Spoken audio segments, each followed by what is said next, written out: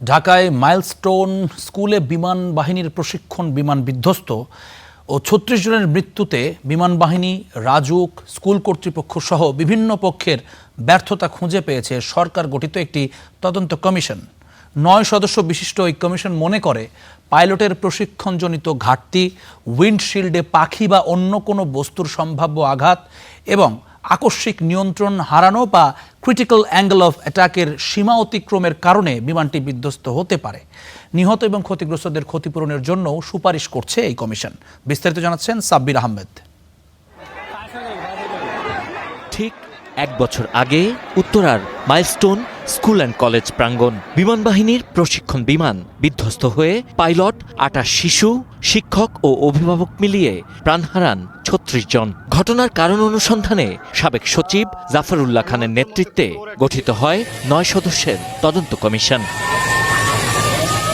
তদন্ত কমিশনের প্রতিবেদন বলছে, প্রথম একক ফ্লাইটে একটি অতি গুরুত্বপূর্ণ মুহূর্তে বিমানটি নিয়ন্ত্রণে সঠিক প্যারামিটার বজায় রাখতে পারেননি পাইলট। বিমানের উইন্ডশিল্ডে পাখি বা অন্য কোনো বস্তুর সম্ভাব্য আঘাতের কারণে কালো দাগ দেখা যায়। এতে নিয়ন্ত্রণ হারিয়ে ক্রিটিক্যাল অ্যাঙ্গেল অব অ্যাটাকের সীমা অতিক্রম করে বিমানটি। প্রশিক্ষণে ধারাবাহিকতার ঘাটতি এবং ককপিটের আকস্মিক চাপ সামলানোর ধীর প্রতিক্রিয়াও দুর্ঘটনার পেছনের কারণ হতে পারে বলে মনে করেন কমিশন। এছাড়া পাইলটের ব্যাপারে যথাযথ ও পর্যাপ্ত তত্ত্বাবধানের অভাব ছিল বলেও কমিশনের কাছে প্রতীয়মান হয়েছে।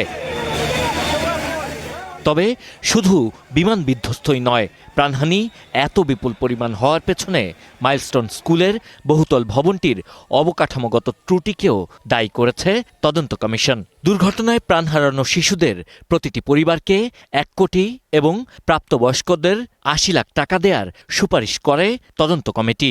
আর আহত শিশুদের বিভিন্ন শ্রেণীতে ১৫ থেকে ৬০ লাখ টাকা পর্যন্ত, প্রাপ্তবয়স্কদের ১০ থেকে ৪০ লাখ টাকা পর্যন্ত ক্ষতিপূরণ দেওয়ার সুপারিশ করেছে তারা। শুধু দুর্ঘটনার কারণ চিহ্নিত করাই নয়, ভবিষ্যতে এ ধরনের ট্র্যাজেডি এড়াতে ট্রেনিং জোন, পুনর্বিন্যাস, রাজুকের কঠোর নজরদারি এবং ক্ষতিগ্রস্তদের দীর্ঘমেয়াদী চিকিৎসা ও ক্ষতিপূরণ প্যাকেজ বাস্তবায়নের জোর সুপারিশ করেছে তদন্ত commission. Sabbir Ahmed, star news, Dhaka.